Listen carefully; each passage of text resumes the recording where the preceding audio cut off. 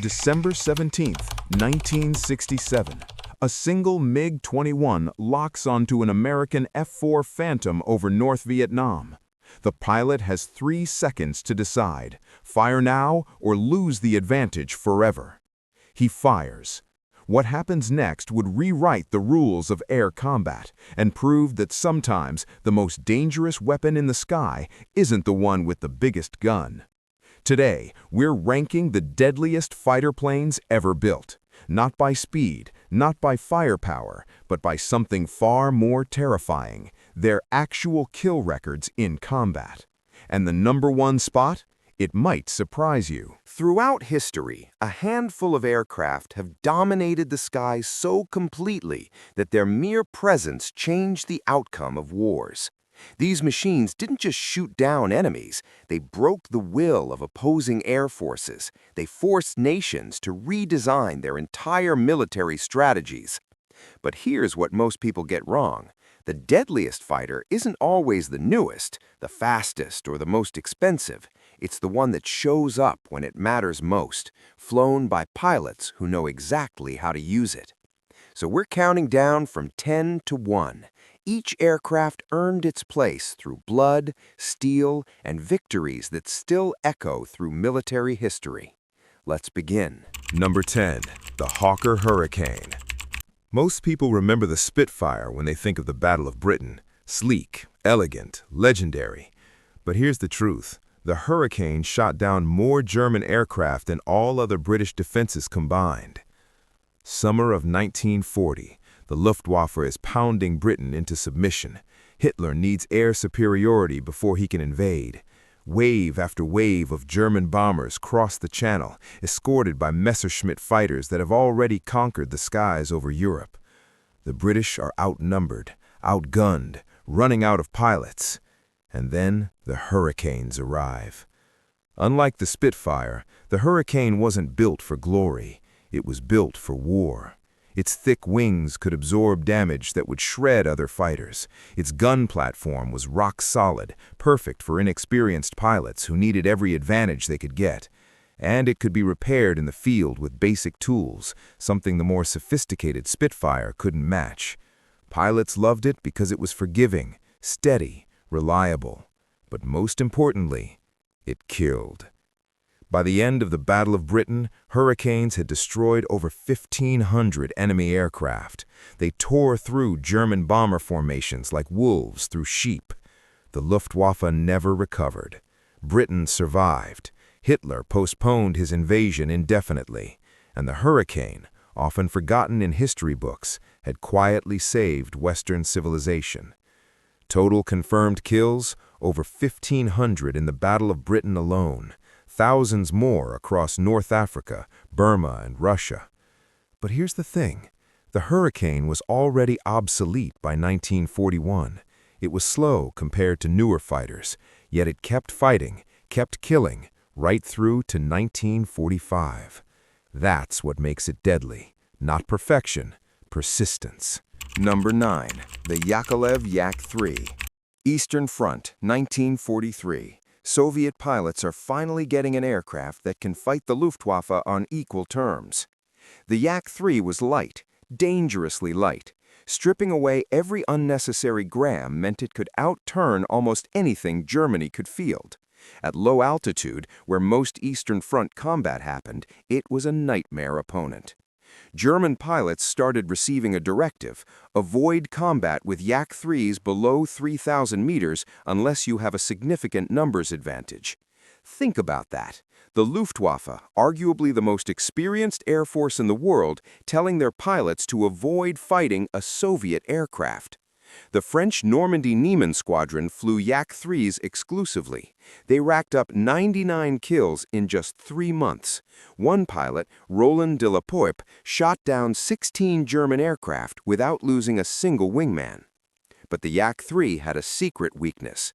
Its lightweight construction meant limited fuel capacity.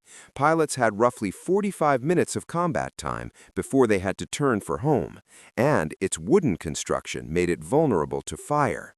Still, in the right hands, at the right altitude, nothing could touch it. Confirmed kills, over 1,300 German aircraft. The Yak-3 proved something crucial. You don't need to be the best at everything. You just need to be unbeatable in the fight you're actually in. Number 8. The Messerschmitt Bf-109. This is where things get controversial. The 109 fought longer than any other fighter in history, from the Spanish Civil War in 1936 to the final days of World War II in 1945. Nearly a decade of continuous combat. Over 33,000 were built, more than any fighter except one we'll get to later. And the kill count? Staggering. Eric Hartmann, the highest-scoring ace in history, flew a 109. 352 confirmed kills. Gerhard Barkhorn, 301 kills. Gunter Rahl, 275. The list goes on. The top 100 aces in history, most of them flew this aircraft. So why isn't it higher on this list? Because by 1943, the Bf-109 was fighting a losing war. Not because it was a bad aircraft. It remained competitive until the end, but because Germany was running out of fuel, experienced pilots, and time. The early variants, the E and F models, were phenomenal, fast, heavily armed, with excellent high-altitude performance. German pilots in 1940 could dictate the terms of almost every engagement. But here's what broke the 109: numbers. For every one shot down, the Allies built 3 replacements. German pilot training programs collapsed. Rookies were sent into combat with 20 hours of flight time, facing American and British veterans with hundreds. The aircraft itself remained deadly, but war isn't fought by machines alone. Confirmed kills, estimates range from 15,000 to over 20,000 enemy aircraft. The exact number is lost to history. But there's a reason we remember the 109. It proved that even in defeat, a well-designed fighter can exact a terrible price. Number 7. The P-51 Mustang. If the Hurricane saved Britain in 1940, the Mustang won the war in 1944. Before the Mustang, Allied bombers attacking Germany were dying in horrifying numbers. The 8th Air Force was losing 10% of its aircraft on every mission. Entire bomber groups were being wiped out. The problem was simple. Fighter escorts ran out of fuel over France.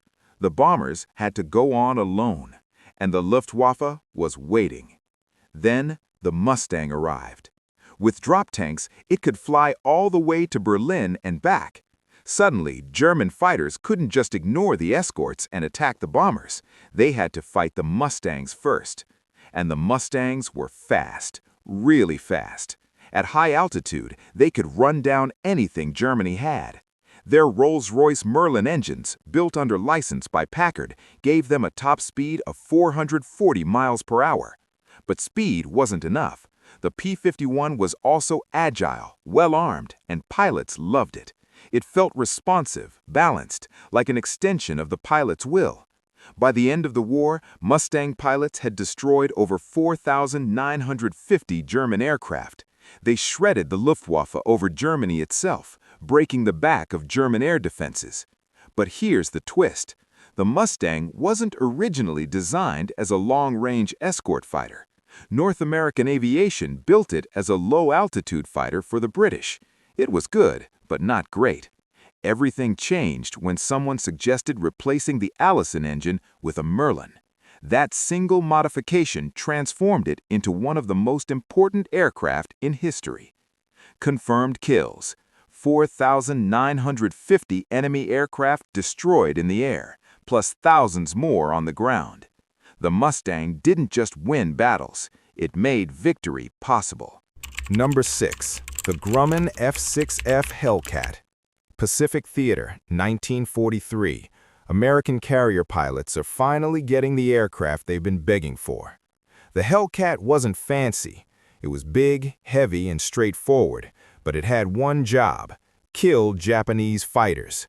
And it did that job better than almost any aircraft in history. Kill ratio, 19-1. Let that sink in.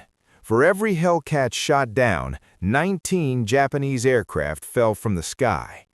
The Japanese Zero had dominated the early war, fast, maneuverable, flown by some of the most experienced naval pilots in the world.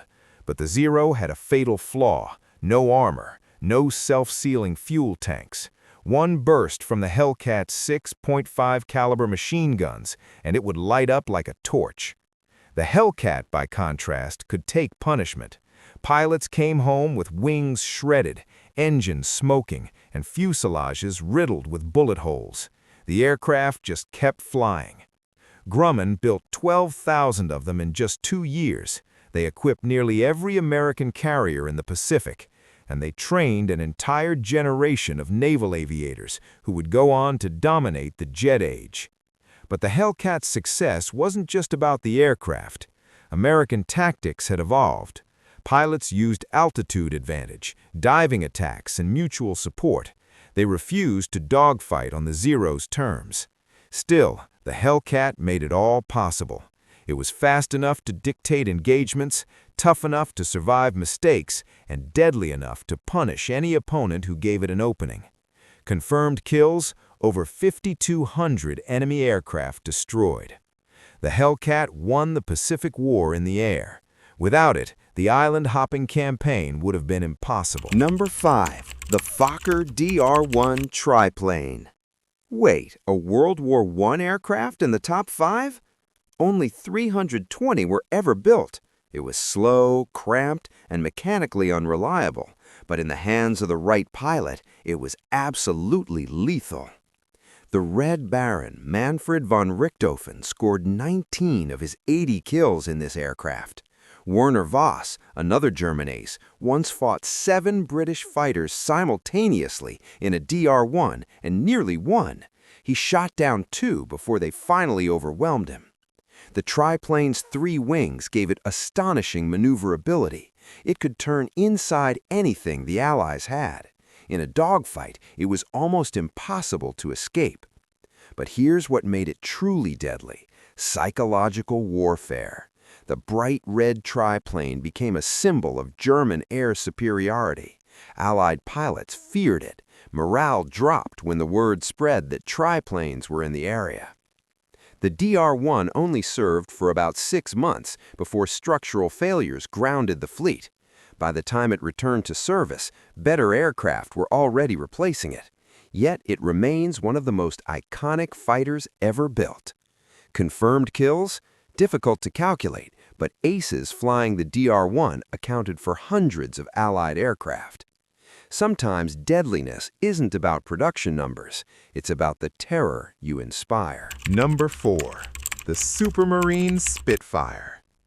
This is the fighter everyone remembers from World War II, and for good reason. The Spitfire fought from the first day of the war to the last.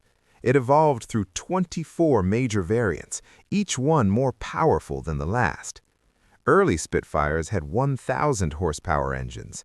By 1945, some variants pushed 2,300. It shot down more enemy aircraft than any other British fighter.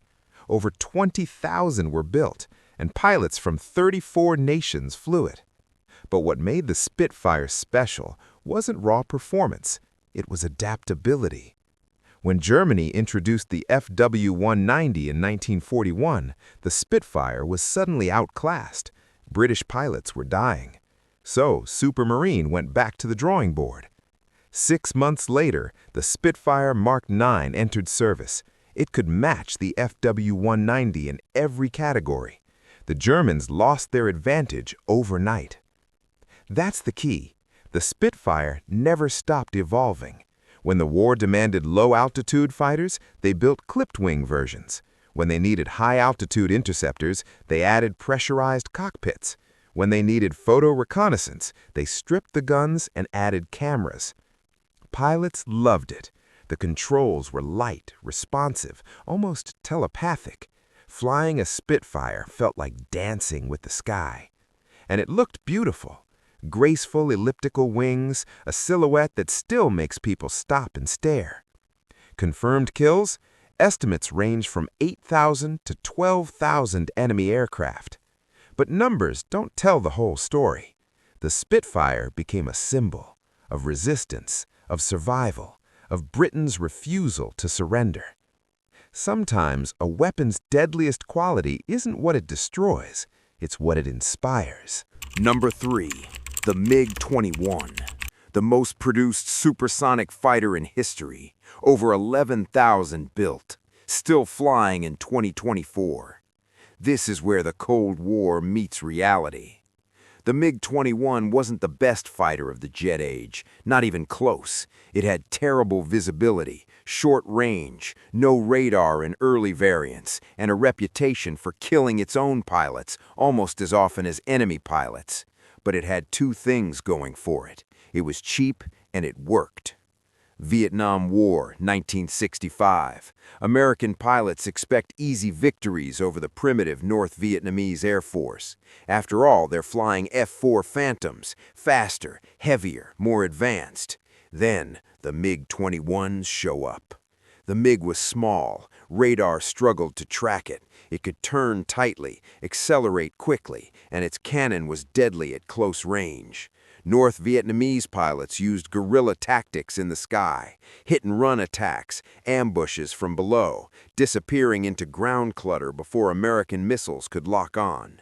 American kill ratios dropped from 10-1 in Korea to barely 2-1 in Vietnam. The MiG-21 fought in every major conflict from the 1960s onward. Middle East, India and Pakistan, Angola, Afghanistan, always on the side of Soviet clients, always outnumbered, always dangerous. Israeli pilots in the 1973 Yom Kippur War described MiG-21s as mosquitoes with fangs. You couldn't ignore them. They'd slash through formations, fire a missile, and vanish. But here's the dark side. The MiG-21 killed thousands of its own pilots. Training was minimal. Safety standards were non-existent in many countries. The aircraft was unforgiving of mistakes. Still, it kept killing. Confirmed kills? Impossible to calculate precisely, but estimates range from 4,000 to 6,000 enemy aircraft across all conflicts. The MiG-21 proved something Cold War planners didn't want to admit. Sometimes, quantity is its own quality. Number 2. The F-4 Phantom II. This is the fighter that defined American air power for 2 decades. Fast, brutal, capable of carrying more ordnance than a World War II bomber. The Phantom could do everything: air superiority, ground attack, reconnaissance, electronic warfare. Over 5,000 were built. It served with 11 nations, and it racked up more kills than any other Western fighter of the Cold War era. Vietnam, 1972. Operation Linebacker. F-4 Phantoms escort B-52 bombers deep into North Vietnam. MiG-21 scramble to intercept. The American pilots have a problem. Early F-4s have no internal gun. They rely entirely on missiles. And in the heat of combat, missiles fail a lot. But the Phantom has speed and power and pilots who've learned hard lessons. They use radar to set up long-range ambushes, fire AIM-7 Sparrows from beyond visual range. By the time the MiGs realize they're under attack, it's too late. The Phantom's kill ratio improves. By the end of the war, American pilots are winning again. But here's what made the Phantom truly deadly: versatility. Israel used F-4s to dominate the Middle East. They destroyed entire Arab air forces in a matter of hours during the Six-Day War. The Phantom could carry 18,000 pounds of bombs, more than twice what a B-17 could carry in World War II. It could strike targets 400 miles away, then fight its way home through enemy fighters. It wasn't pretty. Pilots joked that it proved if you put enough power on something, even a brick could fly. But it worked. Confirmed kills? Over 280 in Vietnam alone, hundreds more in Israeli service. Total estimates range above 500. The Phantom was the ultimate proof that American air power wasn't about elegance, it was about overwhelming force. Number 1. the Ilyushin Il-2 Sturmovik. This isn't what you expected, is it? The Il-2 wasn't a fighter. It was a ground attack aircraft, heavily armored, slow, built to fly low and destroy tanks, not dogfight enemy fighters. So why is it the deadliest aircraft in history? Because it killed more enemy troops, tanks, and equipment than any other aircraft ever built, by a staggering margin. Over 36,000 were produced, more than any other military aircraft in history. Soviet production lines ran 24 hours a day, every day for 4 years straight. Eastern Front, summer of 1943. A German panzer division is advancing toward Kursk. The Wehrmacht is attempting its last great offensive in the east. If they break through, the Soviet Union might collapse. Then the sky fills with Sturmoviks. They come in low, so low that German gunners barely have time to react. Rockets streak from their wings, cannons tear through tank armor, bombs obliterate infantry positions. The panzers scatter, but there's nowhere to hide. Wave after wave of Il-2s hammer the German lines. They fly through flak that would shred any other aircraft. Their armored cockpits deflect bullets. Their engines keep running even after taking multiple hits. German soldiers called it the Black Death. The sound of its engine became synonymous with terror. Soviet pilots called it the flying tank. Stalin called it essential as air and bread. But here's the brutal truth. The Il-2 had a horrifically high loss rate. Early variants had no rear gunner. German fighters would dive on them from behind and shred them before they could escape. Losses were catastrophic. Thousands of Soviet pilots died. But Stalin didn't care. He ordered production increased. Pilots were expendable. The Il-2 wasn't. Because every day hundreds of Sturmoviks took off and destroyed German tanks, artillery, trucks, trains, and airfields. They broke the Wehrmacht's ability to maneuver. They turned every German advance into a death sentence. By 1945, the Il-2 had played a direct role in destroying tens of thousands of vehicles, killing hundreds of thousands of enemy troops, and crushing German logistics across the entire Eastern Front. No other aircraft has ever had that level of strategic impact. Confirmed kills? Impossible to calculate. Estimates range from 70,000 to 100,000 vehicles, countless enemy personnel. The Il-2 proved something terrifying. Sometimes the deadliest weapon isn't the one that dominates the skies. It's the one that makes the ground unlivable. These 10 aircraft didn't just win battles, they changed the way wars were fought. Some were beautiful, some were brutal. Some were flown by heroes, others by pilots who barely knew how to land. But each one proved that in war, deadliness isn't about being the fastest or the most advanced. It's about showing up when it matters most, surviving long enough to do the job, and making the enemy pay for every inch of sky. The Hurricane saved Britain. The Spitfire inspired it. The Mustang escorted victory deep into Germany. The Hellcat swept the Pacific clean. And the Sturmovik, it ground the Wehrmacht into dust. These machines were built for one purpose, to kill. And history remembers them because they succeeded. The question isn't which was the best. The question is, what would the world look like if they'd never existed? That answer should make us all grateful we'll never have to find out.